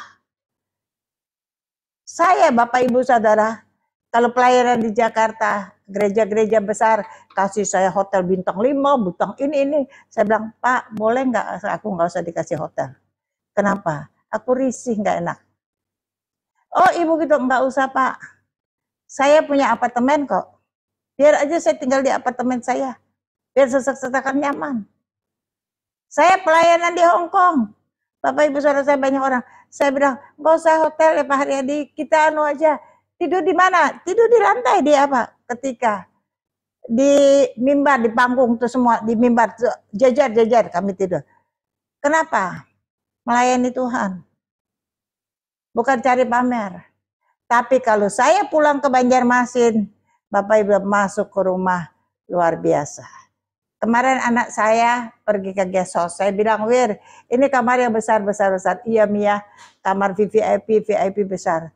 Tapi Mi, kalau dihitung dengan kamar Wira, yang Mami tidur Mi, nggak ada tuh. Iya Lara, kamar kamu 15 meter lebarnya, panjangnya, lebarnya 5 meter. Kamarmu itu mana bisa kalau Mami buka homestay kos-kosan kayak kamar kamu, mau orang bayar berapa? Saya bilang, justru itu kalau kita melayani apa adanya, kalau kita pulang, kita punya istana. Dari mana? Dari Tuhan. Itu sebabnya Bapak Ibu Saudara, apa yang ditabur itu pasti dituai. Baik yang baik, baik yang buruk pasti dituai. Mulai sekarang, usahakan di dalam hidup kita menabur yang baik. Bagaimana caranya? Kita cuma bilang, doa yang selalu saya lakukan, Tuhan tolong saya, pegang tangan saya, tuntun langkah saya, kuasai hati saya, kuasai pikiran saya, kuasai perasaan saya. Bawa saya berjalan di dalam kebenaran firman Tuhan. Ampuni saya tiap hari. Kenapa? Supaya Tuhan siapkan ada benih-benih yang baik yang ada di dalam hati saya, yang Tuhan berikan. Jangan sampai ada si pencuri memasukkan, dia taruh benih yang buruk sehingga jadi ilalang. Dan untuk supaya tidak masuk benih-benih yang buruk itu adalah Tuhan tolong saya, pegang tangan saya, tuntun langkah saya, bawa saya selangkah demi selangkah bersama dengan Tuhan, berjalan di dalam kebenaran firman Tuhan. Cuma itu, nggak ada yang lain. Hari-hari itu aja. Mau perkara besar, perkara kecil yang saya hadapin itu aja. Ketika Tuhan suruh saya ini, saya cuma lakukan. Bapak, Ibu, Saudara-saudara sekalian. Nggak ada yang Tuhan nggak bisa lakukan. Buat di dalam hidup saudara dan saya, selalu saya plus Tuhan itu tidak terbatas. Kenapa? Saya terbatas, Bapak Ibu terbatas, Tuhan tidak terbatas.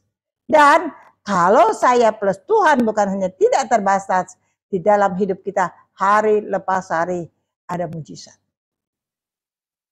Inilah Bapak Ibu Saudara-saudara ketika kita lakukan. Terobosan finansial akan terjadi. Tidak terpikiran. yang namanya kaya, ya, kalau menurut saya, bukan berapa banyak deposito kita, bukan berapa banyak uang kita, tetapi pas butuh, pas ada. Pas butuh, hari ini butuh sekian, pasti datang. Besok butuh berapa, pasti datang. Ketika di dalam hidup kita, pas butuh, pas ada, menurut saya itu kaya. Pas butuh, pas ada. Itu sebabnya saya nggak pernah berpikir dua kali kalau Tuhan suruh lepaskan hartamu. Lepaskan, berikan. Ketika Tuhan katakan lepaskan, Tuhan cuma bilang, ada seorang muda. Itu dia bilang sama Tuhan, Tuhan aku sudah lakukan apapun juga. Apalagi yang kulakukan biar sempurna. Maka Tuhan katakan, jual hartamu dan ikutlah aku. Anak muda itu nggak bisa. Kenapa? Hartanya banyak, di situ hartanya. Dan dia itu, ketika Tuhan katakan sama saya. Kalau perkataan ini, aku katakan kepada engkau. Apakah engkau mau melepaskan hartamu dan ikut aku? Kau tidak punya apa-apa. Hartamu yang terbesar, lepaskan itu. Saya bilang, Tuhan aku mau. Tapi aku punya suami. Aku mau Tuhan. Tuhan kuasai hati suamiku supaya dia mau. Aku punya anak. Aku punya menantu. Aku punya cucu. Mereka punya hak waris atas hartaku. Kenapa? Kalau Tuhan aku lepaskan secara aku mau, nanti kalau ku mati, mereka akan menuntut karena mereka ahli waris. Tapi kalau aku mau dan ini menurut Tuhan, Tuhan buat suamiku, anakku, anak-anakku semuanya melepaskan hak waris. Dan semuanya punya Tuhan. Saya katakan dengan Tuhan, aku mau. Aku punya suami, aku nggak bisa paksa suamiku. Aku punya anak, punya menantu, punya cucu. Aku nggak bisa paksa mereka. Kalau Tuhan mau, Tuhan bicara dengan mereka, maka kami sekeluarga, sehati, sepikir melepaskan semua. Mereka melepaskan hak warisnya, seluruh harta kami berikan kepada Tuhan. Bapak, Ibu, Saudara-saudara, kalau saya cuma berkata, saya tidak suruh anak saya satupun, tetapi karena Tuhan berkata, suami saya bersama dengan anak menantu saya semuanya setuju, semuanya melepaskan hak waris. Dan semuanya tidak ada yang menyesal. Mau bukti? Wira, sini Wir, sama Mami. Ini anak saya. Anak saya nomor 3. Dan dia adalah gembala untuk Banjarmasin. Ayo Wira cerita. Betul nggak apa yang Mami ceritakan? Puji Tuhan ya. Benar seperti kata Ama atau Ibu Lydia tadi, yang terbesar adalah saudara kan dengerinnya paling 1 jam nih khotbahnya. Tapi beliau itu melakukan firman. Sehingga kami satu keluarga boleh dipulihkan, itu yang pertama. Yang kedua tentang finansial. Saya pikir kami ini mungkin akan tidur di jalan. Karena seperti yang beliau katakan, kalau semua bank itu menuntut, maka tidak ada sisa, bahkan masih belum terlunasi. Tapi satu hal, apa yang tidak pernah dilihat mata, tidak pernah didengar telinga. Ibu ini orangnya tekun, gigih, tapi keras saudara. Ya, tapi justru kekerasan beliau membuahkan hasil. Hari ini bukan hanya finansial yang boleh dipulihkan, tapi kami satu keluarga boleh melayani Tuhan. Tahun 2011 ya kalau nggak salah. 2011 kami bersepakat, saya, kedua kakak saya memberikan hadiah ulang tahun untuk mama, ya, yaitu dengan cara bukan dengan harta saudara, tapi kami sama-sama pergi ke notaris, kami tanda tangan pelepasan hak atas gedung gereja yang hari ini boleh ditempati untuk ibadah. Kami percaya melepaskan hak waris. Ya, melepaskan hak waris. Waktu itu kami ditanya oleh notaris seperti ini. Kamu nggak menyesal ya? Karena satu anak waktu tahun 2011 itu dikatakan satu anak kalian akan kehilangan 10 miliar. Ya. Apakah kalian nggak menyesal? Ya, kami katakan adalah warisan yang terbesar yang orang tua kami berikan kepada kami adalah takut akan Tuhan dan mengasihi Tuhan. Dan saya percaya itu tidak ada duanya, saudara. Tuhan Yesus memberkati. Bapak, Ibu, Saudara-saudara, anak saya menyaksikan, sini Wir, jangan pergi dulu. Anak saya menyaksikan orang-orang tagih hutang, bagaimana? Ayo. Orang-orang kalau tagih hutang itu serem, saudara. Ya, ada yang bawa pisau, ada yang bawa pistol. Ya, mama saya ditagih-tagih, diintimidasi, diteror, saudara. Bukan hanya per telepon, tapi juga didatengin, ya, sampai gebrak-gebrak meja, pakai pistol, saudara, ditaruh di depan mama, ya. Ujiannya luar biasa, air matanya luar biasa. Tapi saya percaya karena beliau melakukan firman Tuhan, makanya ada hari ini, saudara. Terus bagaimana pulih kamu dengan kokong-kokongmu? Oh ya, saya dengan kakak saya kemarin mungkin waktu melayani bersama-sama di Menara Doa, saudara sudah ketemu saya, sudah ketemu kakak saya yang nomor 2, saudara. Kami hubungannya buruk, saudara. Komunikasi nggak baik, kami nggak pernah tegur sapa itu sekenanya, seadanya, karena ada banyak sakit-sakit hati, kepahitan yang terpendam di hati, ya. Tapi saya percaya bahwa hari-hari ini kenapa kami boleh saling mengasihi, karena kami sama-sama melihat ada sosok orang tua yang berubah, dan kami pun sungguh-sungguh masuk di dalam melakukan kebenaran firman, sehingga kasih karunia Tuhan yang memampukan kami, dan kami mengalami pemulihan. Bapak, Ibu, Saudara-saudara, itulah sebabnya hukum tabur tuai itu pasti terjadi. Jangan, kalau sudah terlanjur menabur yang buruk, ya nggak apa-apa, Tuhan ampuni saya. Ilmu saya ajarkan sebagai pengetahuan, Tuhan ampuni saya, terlalu banyak yang buruk yang sudah saya tabur di dalam hidup ini. Bisa nggak kalau misalnya kita sudah menabur yang buruk, kita bilang, Tuhan nggak jadi, aku nggak pernah nabur, nggak bisa. Kita sudah, ampuni saya Tuhan, atas setiap yang buruk yang saya tabur di dalam hidup saya, dalam hal apapun. Lalu Tuhan, kuasai hati saya, kuasai pikiran saya, kuasai perasaan saya. Pegang tangan saya, tuntun langkah saya. Bawa saya selangkah demi selangkah bersama dengan Tuhan, menjalani firman Tuhan. Maka Bapak, Ibu, Saudara-saudara, belas kasihan Tuhan turun, pengampunan Tuhan turun, Tuhan mampukan kita lakukan firman Tuhan tidak langsung hari ini dari Kejadian sampai Wahyu. Apa yang kita tahu, apa yang Tuhan ingatkan, kita lakukan. Inilah firman Tuhan yang saya sampaikan hari ini, Bapak Ibu, seadanya dengan bahasa saya, karena saya pengen menyampaikan supaya Bapak Ibu punya peduli, punya kasih. Lalu itu yang ditabur pertama, lalu menabur di dalam dalam pengetahuan, juga menabur di dalam finansial, yang terutama, yang paling hebat, menabur kita melekat dengan Tuhan. Menabur kita menjadi satu dengan Tuhan. Itu yang terbaik. Saya akhiri dengan doa. Saya undang, bangkit berdiri yuk. Yang duduk, kita bangkit berdiri. Siapkan hati, pikiran, perasaan. Buka hatimu lebar-lebar, saya akan berdoa.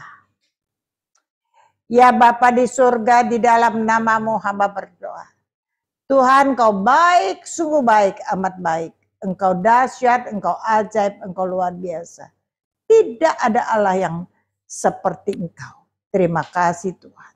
Hari ini Kau hadir di tengah-tengah kami. Engkau melawat kami pribadi lepas pribadi. Dan Engkau mengajarkan kepada setiap kami Tuhan. Agar setiap kami berhati-hati atas apapun yang kami lakukan di dalam hidup kami. Sebab ketika kami menabur yang baik, kami akan menuai yang baik. Menabur yang buruk, kami akan menuai yang buruk. Kami akan menuai setelah kami menabur. Kami akan menuai apa yang kami tabur.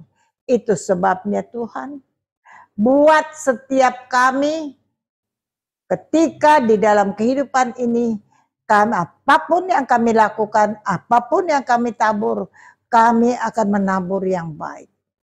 Tolong Tuhan, mampukan setiap kami untuk selalu boleh menabur yang baik.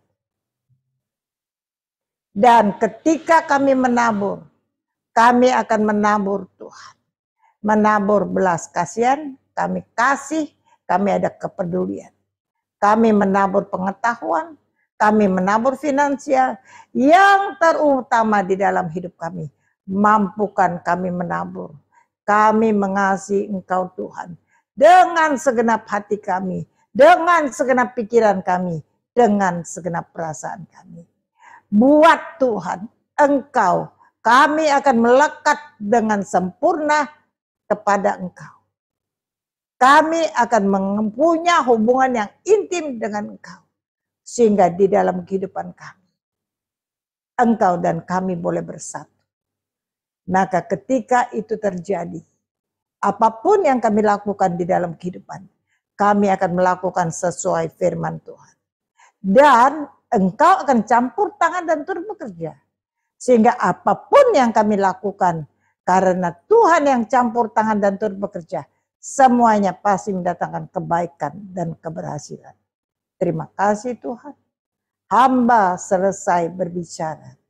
Biarlah setiap perkataan yang keluar dari mulut hamba, baik itu kebenaran firman Tuhan, baik itu pengajarannya, baik itu kesaksiannya, dan setiap doa yang dinaikkan, semuanya itu Tuhan, Kau tuliskan di dalam loh hati setiap kami.